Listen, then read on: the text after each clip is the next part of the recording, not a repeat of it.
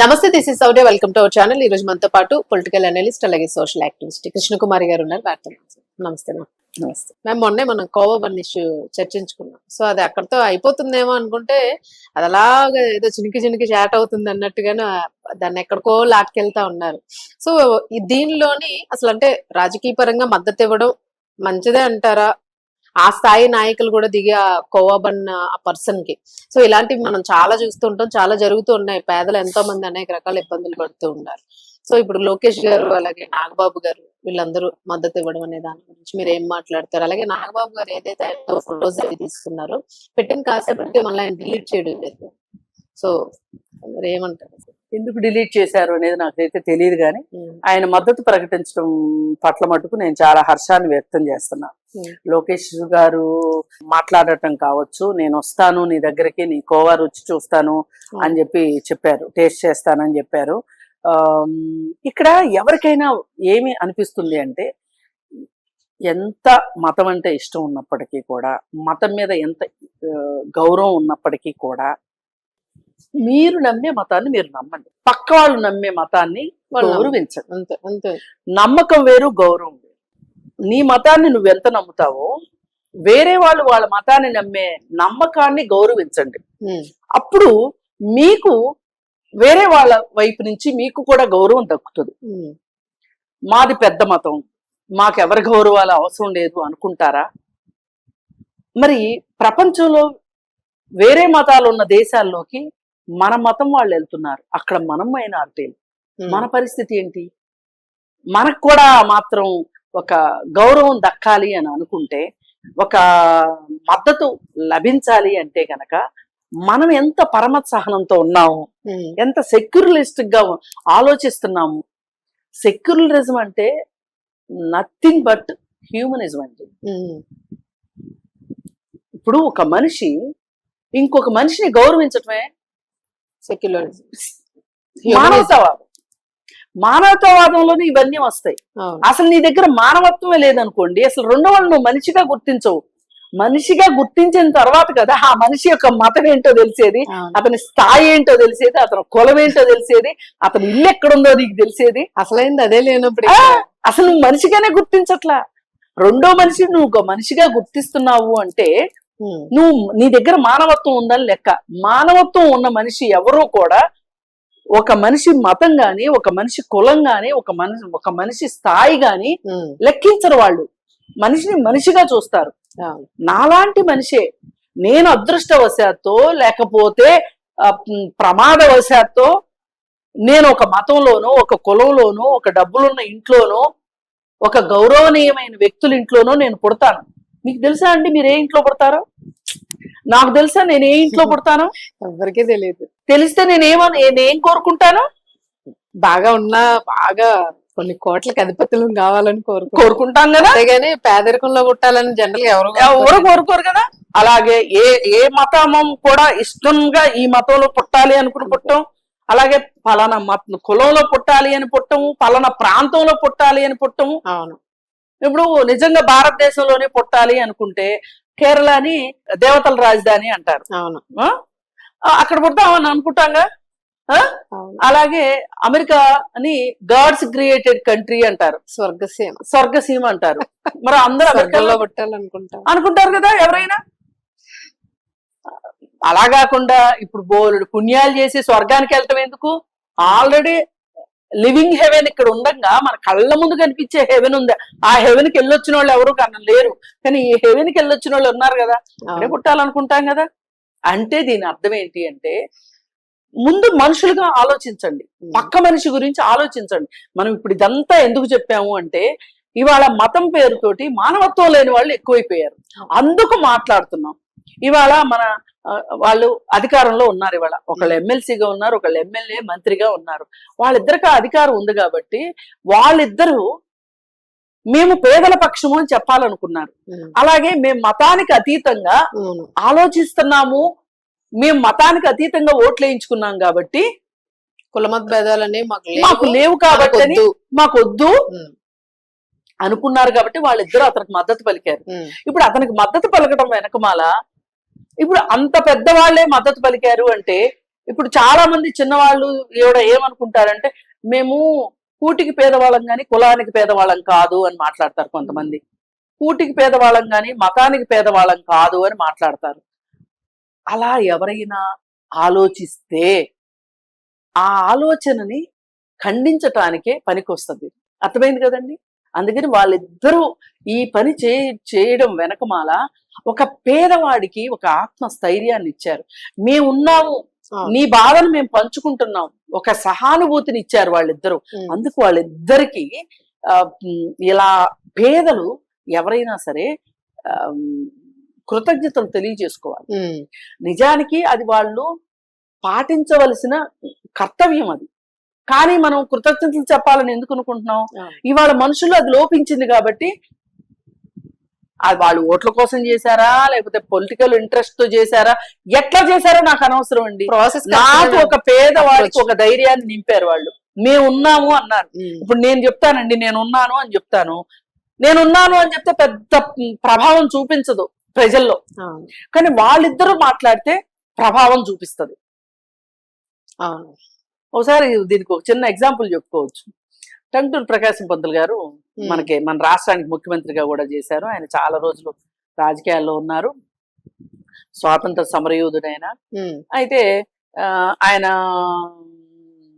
పదవిలోకి వచ్చిన తర్వాత ఎవరో ఒక స్నేహితుడు, చిన్ననాటి స్నేహితుడు ఎవరి ద్వారానో ఆయనకు ఒక కబురు పెట్టాడు. ఏమనంటే, నాకేదో చిన్న పని ఉంది, నువ్వేమో చాలా స్నేహితుడివి, నీకు నేను చాలా సహాయ సహకారాలు అందించున్నాను ఒకప్పుడు, మరి నేను ఇవాళ ఇలాంటి కష్టంలో ఉన్నాను, నాకు సాయం చేయాలి అని చెప్పానంటే ఈయన పిఏ చేత ఒక ఉత్తరం రాయించాడు ఆయనకి. ఏమనంటే, నేను పలానా రోజు వాళ్ళ ఊర్లోనే పలానా, అప్పట్లో రాజకీయ నాయకులు ఈ పదవుల్లో ఉన్న వాళ్ళు R&B బంగ్లాల్లోనే ఉండేవాళ్ళు. అవునవునవును, హోటల్స్ లో ఉండేవాళ్ళు కాదు. R&B బంగ్లాస్ అంటారండి. R&B బంగ్లాలో ఉంటాను. వచ్చేటప్పుడు ఆయనకి నాకు ఇష్టమైన పెసరట్టు తీసుకొని రమ్మనమని చెప్పండి, రమ్మనమని చెప్పి పిఏ ద్వారా ఉత్తరం రాయించాడు ఆయనకి. టైము అది అంతా చెప్పాడు. చెప్తే ఆయన, ఏంటి నేను నా పని గురించి అడిగితే ఈయన పెసరట్టు అడుగుతాడేంటి, తిండిపోతాడు అనుకుని ఆయన కూడా పాపం పెసరట్టు అవన్నీ చేయించుకొని క్యారియర్ తీసుకొని R&B బంగ్లాకి వచ్చాడు. వస్తే కరెక్ట్ గా అదే టైంకి అధికారులు అందరూ ఉన్నారు. అంటే ఈయన అప్పటికి ఈయనకి టిఫిన్లు వచ్చేసినాయి మంత్రి గారికి. వస్తే కూడా లేదు నా స్నేహితుడు నా కోసం తీసుకొచ్చాడు, నేనున్నానని తెలిసి నా కోసం తీసుకుని వచ్చాడు, అతని పెసరట్టే తింటాను, చాలా బాగుంటది, మీరు కూడా తినండి అని చెప్పి ఆ పెసరట్లు పెట్టించాడు. అయిపోయిన తర్వాత, ఏంటయ్యా ఏంటి నా మీద ఇంత దయ కలిగింది, ఏంటి పెసరట్లు చేసుకుని మరీ వచ్చావు, ఏంటి సంగతి అని అంటే, ఆయన నాకు ఇట్లా పలానా పని ఉంది అది ఇది అంటే, అదేంటి నా దాకా రావాలా, ఇగో వీళ్ళందరూ ఆ డిపార్ట్మెంట్ వాళ్ళే, వాళ్ళు చూసుకుంటారు నేచురల్ గా, ఈయన చెప్పలా, సర్వసహజంగా జరిగినట్టుగా. ఈయన చెప్పలా మా వాడికి చెయ్యండి ఈ పని చేయండి అని. అసలు ఆయన పెసరట్టు తినేంత పరిస్థితిలో ఈ మంత్రి గారు ఉన్నారు అని అంటే వీళ్ళిద్దరికి ఎంత దోస్తానా ఉండుంటది. వాళ్ళకి ఆల్రెడీ అర్థమైపోయింది, కంపల్సరీగా ఈ పని ఏముందో చేసేయాలి. Okay, super. అసలు అర్థమైంది కదా మీకు. ఇప్పుడు వాళ్ళిద్దరూ ఈ ప్రకటన ఇవ్వటం వల్ల ఎంతో మంది వాళ్ళని విమర్శించాలి అనుకుని కొంతమంది అనుకున్న వాళ్ళు కూడా ఆగిపోతారు. ఆగిపోయి వాళ్ళు ఏం ఆలోచించారు, మనం ఏం ఆలోచించాలి. అందుకని ఇది చాలా చాలా మంచి పని జరిగింది. అయితే మరి అందరూ ఒకలా ఆలోచించరుగా. కుక్కతో ఒక వంకర మనుషులు, కుక్కతో ఒక మీడియాలు, అసలు దేశభక్తి అంటే మాకేముంది, అసలు మేము మొత్తం అసలు శివుడి కంటే మేమే ఎక్కువ బూడిద పూసేసుకుంటున్నాము అనుకునే మనుషులు కొంతమంది ఉంటారు. అసలు మమ్మల్ని కోస్తే మాకు రక్తం కారదండి, దేశభక్తి ఇలా కాలవలై కారుతుంటదండి అని చెప్పుకొని కొంతమంది ఉన్నారు. అలాంటి వాళ్ళకి ఇది చంపపెట్టు, అలాంటి వాళ్ళకి ఇది చంపపెట్టు. మీ మతం మీ ఇంట్లో ఉంచుకోండి. మతం పేరుతోటి పెద్ద పెద్ద వ్యవహారాలు జరుగుతున్నాయి. జరుగుతున్నాయి మీకు వాటిని. చేతనైతే వాటి జోలికి వెళ్ళండి. ఉమ్, మీ వల్ల అయితే కాలేదా మూసుకుని కూర్చోండి. ఉమ్, అంతేగాని ఒక పేదోడి జోలికి వెళ్ళి ఆడి పొట్టగొట్టే హక్కు మీకు లేదు. అవును. నేను మళ్ళీ మళ్ళీ చెప్తున్నా, డైరెక్ట్ గా పోయి అసలు ఆ ఉమ్. రకంగా టార్చర్ చేయడం. టార్చర్ చేయడం అనేది, వాడు పేదోడు కాబట్టే, చదువు లేనోడు కాబట్టే నీ ఆధార్ కార్డు చూపించు అనగానే నీ అక్రిడిషన్ కార్డు చూపించు అనలేకపోయాడు పాపం. అవును. అంతే. పైగా ఇంకొకటండి, వాళ్ళు ఒక మాట అనేశారు, ఏంటి మాది కల్తీ అని తేలితే మేము అవును. విషం ఉందని తేలితే మమ్మల్ని ఉరి తీయండి అన్నారు. ఏ జర్నలిస్ట్ అయినా నేను ఇప్పుడు ఇది తప్పుడు వార్తలు ఇస్తే నేను ఇది ఈ వార్త ప్రజెంట్ చేస్తున్నాను, దీనిలో తప్పుంటే నేను ఏ శిక్షకైనా సిద్ధము అనగలిగే ఈ సో కాళ్ళు గొట్టాలు పట్టుకుని వెళ్ళిపోతున్నారు కదా ఎక్కడంటే అక్కడికి. ఎవరంటే వాళ్ళు ఏం అడగొచ్చు, ఏం అడగాలి, ఏం తెలుసుకోవాలి, ఉమ్, మళ్ళీ వాళ్ళ దగ్గర నుంచి ఏమి రాబట్టాలి, ఆఫీస్కి వచ్చి ఏం చెప్పాలి, ప్రజలకు ఏమి రిపోర్ట్ చేయాలి అనే ఒక కనీస జ్ఞానం లేని వాళ్ళు చాలా మంది అయిపోయారు. పుట్టగొడుగుల్లాగా యూట్యూబ్ ఛానల్స్ వచ్చేసేసి ఎవరు పడితే వాళ్ళు మీడియా, మాట్లాడేస్తున్నారు. మీడియా అనుకుంటా. అవును. ఈ మాట్లాడే వాళ్ళందరూ ఒళ్ళు జాగ్రత్త పెట్టుకో. ఒక పేదవాడి మీద నమ్మి ప్రతాపం అవును. ఆ అబ్బాయి దుఃఖాన్ని దిగమింగుకున్నాడు. అతను చూసిన చూపులు చూస్తే ఉమ్, ఈ సోకాళ్ళు చదువుకున్న వాళ్ళు, ఈ సోకాళ్ళు గొప్ప గొప్ప పోస్టుల్లో ఉన్న వాళ్ళు సిగ్గుతో తలదించుకోవాలి. అది చెయ్యడం అవన్నీ కూడా చూపించారు. మొత్తం చూపించారు. ఎలా చూపిస్తే చేస్తారు? అసలు వీటన్నిటికన్నా మించి ఇంకా అసలు వార్తలు అక్కడ ఉన్నాయండి. మనం హైదరాబాద్ లో కూర్చుని అలా అక్కడ రిపోర్ట్ అవుతున్నాయి వార్తలు. ఆ ఊర్లో వాళ్ళందరూ వచ్చేసి ఎవడాడు ఆ ప్రశ్నలు అడిగినోడు చిన్నప్పటి నుంచి ఆయన అక్కడ చేస్తా ఉన్నాడు అలా.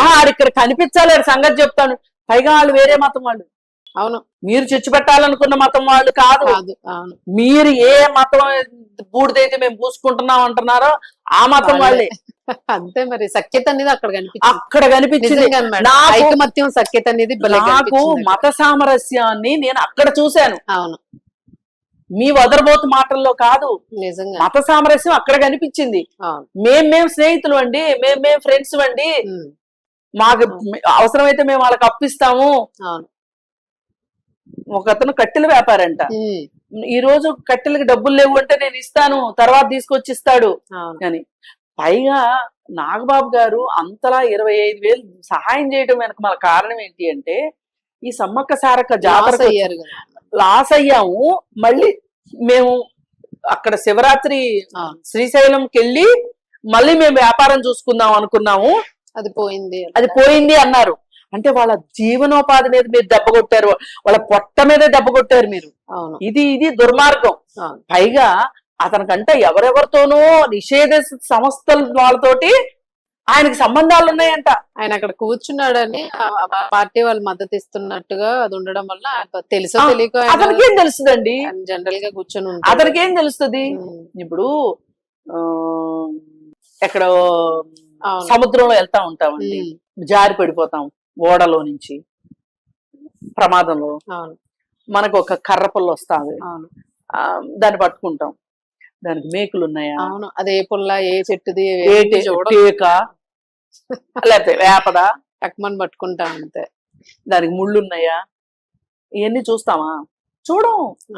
ఆ క్షణానికి మనకు అది అవసరం. అందుకే అతను వెళ్ళి, ఒకవేళ వాళ్ళు నిషేధ సంస్థలే కావచ్చు, వాళ్ళ గురించి నేను మాట్లాడట్లా, అందుకని అంట ఇప్పుడు అతని వెనక ఎవరున్నారో నేను తెలుసుకోగలిగాను, ప్రపంచానికి తెలిసింది నా వల్లనే అని ఆమె పలుకులు పలుకుతా ఉందండి. అసలు బాబోయ్, ఇంటే గనక నిజంగా పూనకాలు వచ్చేస్తాయి జనాలకి.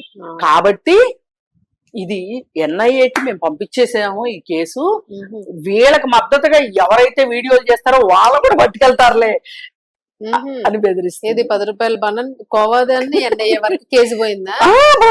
కోట్లకి వచ్చేసి కుంభకోణాలు జరిగిపోతే తిరుపతి లడ్డూకే ఇంకా మనం లేదు. అయితే అసలు వీడియో చేసిన వాళ్ళు కూడా ఎన్ఐఏ పట్టుకుపోతారంట. ఇంత ఉడతొప్పులకి ఆ చదువు లేనివాడు, పాపం డబ్బు లేనివాడు, అతను ఏమన్నా భయపడ్డాడేమో గాని ఇట్లాంటి వాళ్ళని చాలా మందిని చూసేసాం. అంతా భయపెట్టి దొళ్ళు మొత్తానికి ఇక్కడ ఎవరు అమాయకులు ఎవరు లేరు. పైగా అలాంటి వాటికి భయపడే వాళ్ళం అయితే పెద్ద పెద్ద వ్యవస్థలకే వ్యతిరేకంగా నిలబడి మాట్లాడుతున్నాం ఇవాళ. నిజంగా తప్పు జరిగేవి తప్పు తప్పు ఒప్పు ఒప్పు తప్పు తప్పు ఒప్పు ఒప్పు. ఇక్కడ మనం చూస్తుంది మీరు ఎట్లా అక్కడ అందులో విషయం ఉందని చెప్తారు. మీరు ఏ ల్యాబొరేటరీలో టెస్ట్ చేయించారు, అసలు ప్రాసెస్ ఎప్పుడు చేశారు, వాళ్ళని ఎప్పుడు ఓకే. నేనేమంటున్నానంటే మీరు విషయం ఉందన్నారు, అదే కదా ఎవిడెన్స్ ఉండాలి కదా. నేను ఎవిడెన్స్ ఉంటే నేను కూడా మీతో పాటు వస్తా. అది ఇది మాత్రం అంటే తప్పు జరిగిందంటే ఎవరు ప్రజలకి నష్టం కలిగించేది అది ఏ మతమైనా సరే మనం అంగీకరించం. నాలాంటి వాళ్ళు కూడా నిలబడతారు. రిపోర్ట్ ఏది, టెస్ట్ రిపోర్ట్ ఏది. అందుకని ఏంటంటే ఈ గిల్లి కజ్జాలు, ఈ పిల్లిపిత్రి పంచాయతీలు మానుకొని ఇవాళ ప్రజలు సోషల్ మీడియాలో ఈ విషయం పట్ల స్పందిస్తున్న తీరు చూస్తే చాలా సంతోషంగా ఉంది. మన దగ్గర చాలా మత సామరస్యం ఉంది, మంచి సపోర్ట్ వస్తుంది, కమ్యూనల్ హార్మనీ ఉంది మన దగ్గర.